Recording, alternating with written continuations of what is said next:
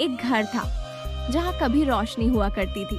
उस घर की बहू बाहर से सीधी मगर दिल में जर भरा हुआ, और उसी घर की सास जो अपनी पूरी जिंदगी उस घर को संभालते संभालते बूढ़ी हो चुकी थी।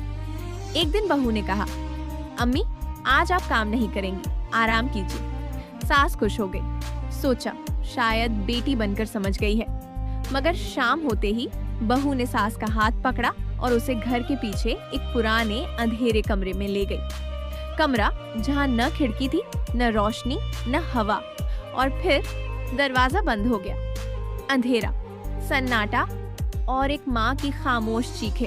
सास ने कहा, बेटा पानी दे दो, मगर जवाब सिर्फ खामोशी था। बाहर बहू हंस रही थी, कहती थी, अब देखो कौन किस पर बोझ है। दिन गुजरते गए, रातें गुजरती रहीं।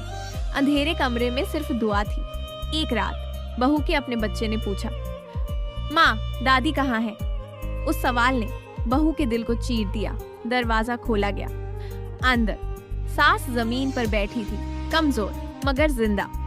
उसने सिर्फ इतना कहा, बेटा अंधेरा सिर्फ कमरे का नहीं होता, इंसान के दिल का भी होता है। उस दिन बहू को समझ आ गया कि जुल्म जितना भी छुपा लो, अंधेरा कभी हमेशा नहीं रहता।